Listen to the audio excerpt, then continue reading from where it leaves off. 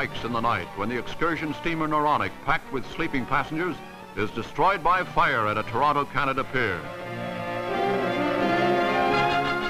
A few hours of horror, and then all that is left is a gutted, smoking hulk, consumed by flames which have trapped people below decks, in their cabins, or forced many of them to leap into the water. Most of the doomed passengers were from Cleveland and Detroit. 189 perish, with many missing and few identified. The survivor is still unnerved. I just wish that all the mothers who were on the boat with their children could be as fortunate as I am.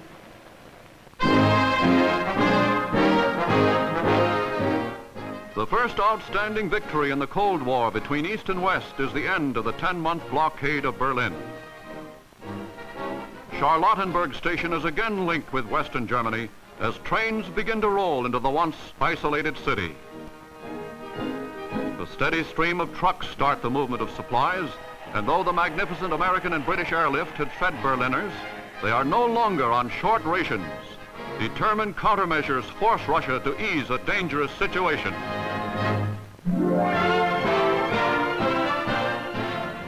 Lucky Lady, an Army B-50 bomber, takes off from Fort Worth, Texas on a super-secret mission. Only the 14 men aboard and a few top Army men in Washington know that its planned performance is to remind potential enemies of America's might in the air.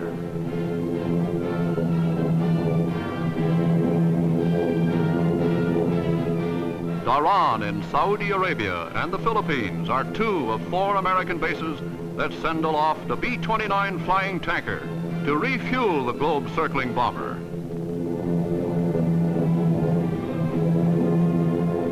The 2 pilots talk each other into position, and the gas begins to flow. Hawaii sends more gas aloft, and soon, Lucky Lady is due at home. Mission almost accomplished, Fort Worth is alerted, and here she comes. 94-hour non-stop flight and a superb feat by her commander, pilot James Gallagher.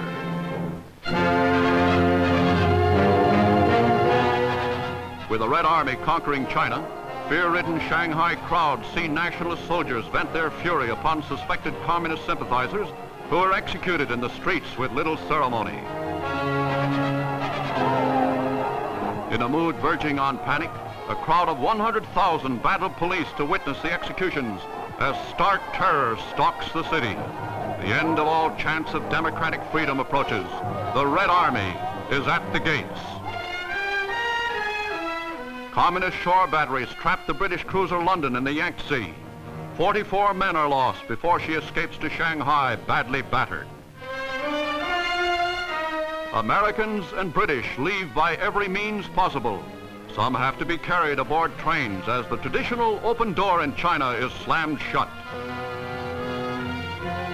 With a flat ultimatum from Red authorities, civil and military contingents depart to avoid clashes that could spark a third world war. Nuns who have spent their lives in religious teaching know that communism will not tolerate them. Shanghai becomes another Red outpost. Philadelphia plays host to the 31st National Convention of the American Legion, led in parade by regular Army men honoring the victorious veterans of 2 world wars. The youngest drum majorette is an attraction, and though it's summer, Santa Claus comes from Indiana.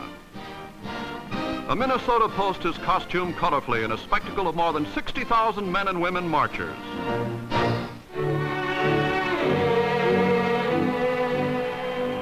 $50,000 of Rome's school children throng the Piazza San Pietro in Vatican City to greet Pope Pius on the 50th anniversary of his priesthood.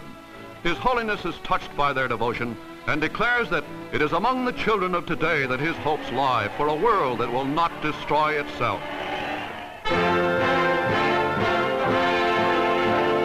Lester Pearson, Canada's minister, signs. Robert Schuman, French foreign minister, joins his country with democratic nations. Ernest Bevin of England signs the agreement to aid any signatory nation attacked by an aggressor.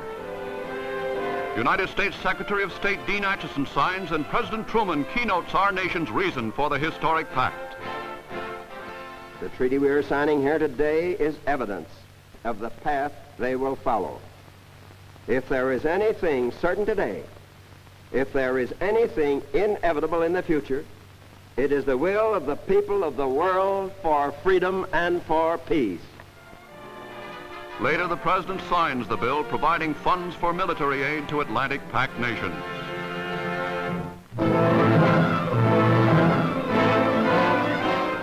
The crew of a rescue plane looks down in horror on scenes of devastation in Ecuador as violent earth shocks continue. Frightened people run aimlessly about. Others, numbed by terror, simply stand bewildered and helpless. 6,000 people perish, 25,000 are injured, 100,000 are homeless. In this ancient church, a priest was officiating at a children's mass, and now its granite walls are all but leveled. A grim search for injured is started as soon as nature's fury has abated, but it's difficult to evacuate hospital cases. Roads are blocked, rivers are swollen, all forces seem bent upon heaping an agony of suffering upon those already sorely afflicted. Practically the entire Western Hemisphere rallies to the help of Ecuador, many times shapen by quakes, but rarely suffering such ruin, horror, and grief.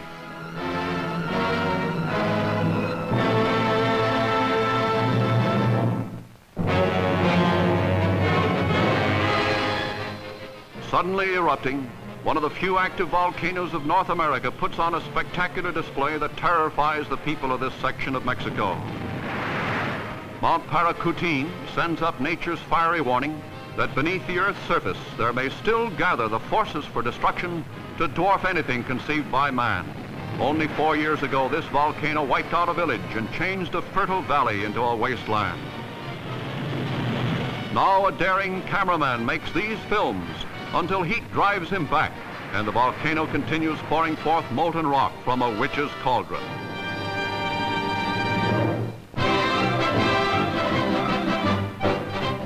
There goes the flag, signal for the start of the 500-mile Memorial Day race at Indianapolis. 175,000 spectators see thrill after thrill as daredevil race drivers lose control of cars driven at breakneck speed and are out of the running.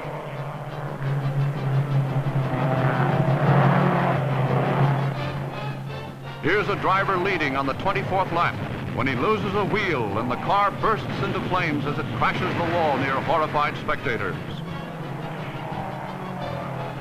Other drivers dare not race through the wall of fire with possible wreckage beyond it.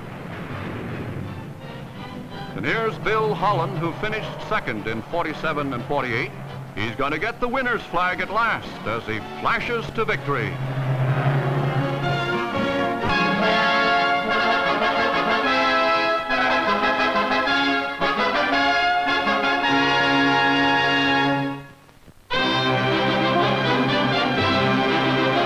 As world tension grows, Moscow is the scene of Prime Minister Stalin's birthday, and from all satellite nations, communist followers pay homage to the high priest of Marxism.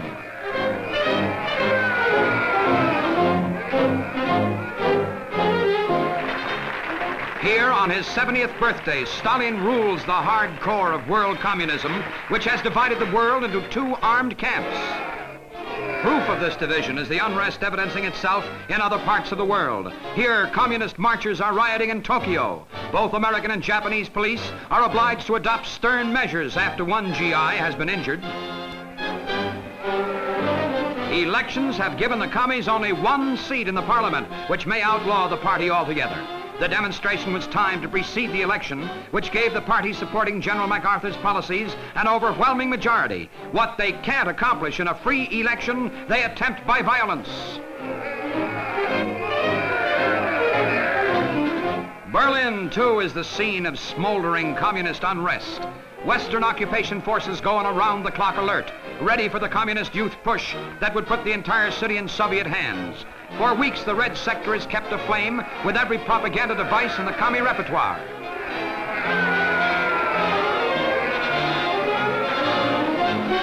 On On the appointed day, as the parade gets underway, Berlin steels itself for violence.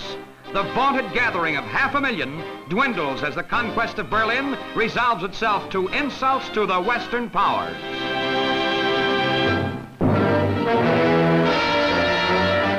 When 4 ammunition-laden barges blew up in New Jersey's Raritan River, with a roar heard for 40 miles, the once prosperous and industrial town of South Amboy was left a shattered wreck. 4 dead were taken from the ruins, and 22 barge crewmen vanished completely as the city of 10,000 crumbled under the blast. Hardly a home or business building was left undamaged. Declared a disaster area, the city is put under martial law and barred to all but rescue workers. The largest active volcano in the world, Mauna Loa, spills a record volume of red-hot lava on the golden isle of Hawaii.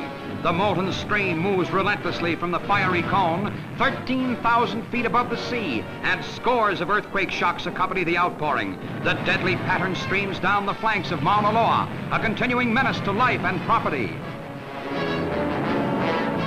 5 long, desperate weeks, the Canadian city of Winnipeg has battled the swollen waters of the Red River. More than 50,000 volunteer workers man the dikes to hold back the raging torrent. The Red Cross and RCAF transport more than 2,500 patients to safety. Almost 1/3 of the population are forced to abandon their city and flee to shelter in other areas. Total cost of the damage to Winnipeg is estimated in the millions.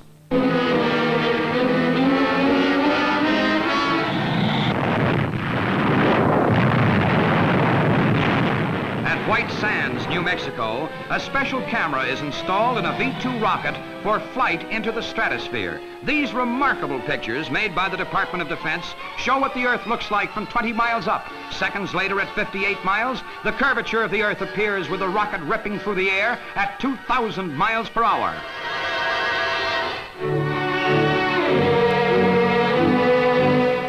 500,000 throng St. Peter's Square, where Pope Pius officiates at the first outdoor canonization ceremony in Catholic Church history. Maria Goretti, whose preserved remains lie in state at the Vatican, becomes saint of the Church. Catholic pilgrims gather to revere the 11-year-old girl who was stabbed to death and on her deathbed prayed for her assassin.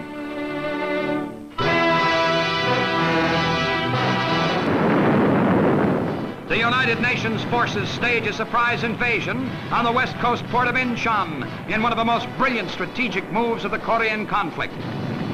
Marines swarm into landing craft for the invasion that will be an end run behind the North Korean lines. Under cover of a continuous barrage of rocket fire, the landing craft head for shore. They face an unknown strength in the Incheon garrison.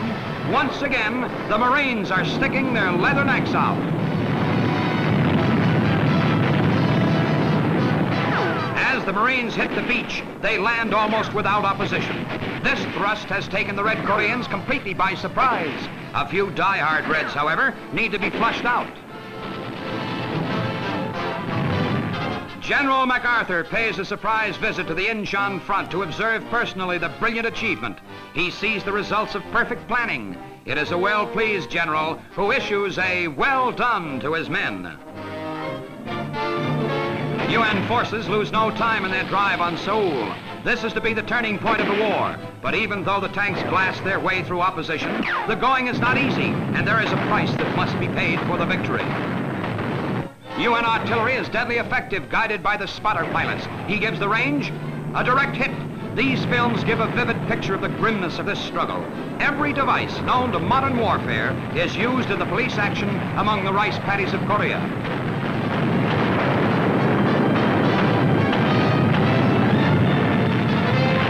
In 17 days after the Incheon landing, South Korean troops crossed the 38th parallel. The mighty battleship Missouri, her 16-inch guns rising to firing position, carries out her United Nations mission along the Korean coast. The big boys are ready for action to soften up enemy strong points. The target is zeroed in, and they let loose.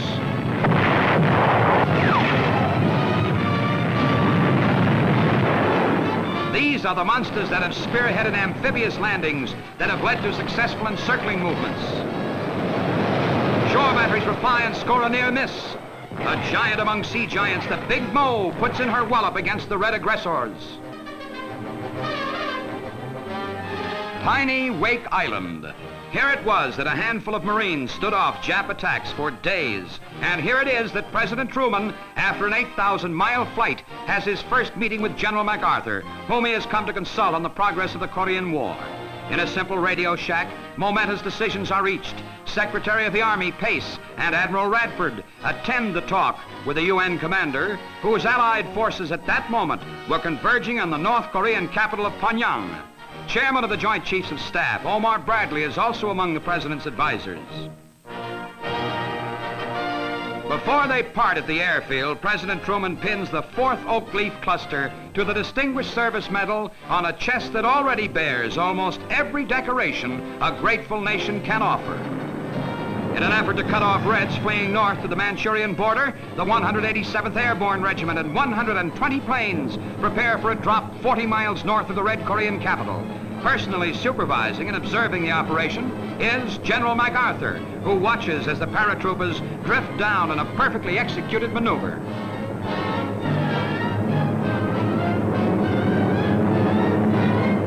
In the words of the general, this closes the trap on the enemy. With a Sunday punch landed, the mop-up continues with UN forces storming north in relentless pursuit of the fleeing North Koreans. Stubbornly resisting Reds had to be blasted out of strong points, leaving behind burning villages, the dead, and the captured. A total of almost 100,000 prisoners have been taken since the tide of battle has turned. A swelling column that heralds victory for the UN in Korea.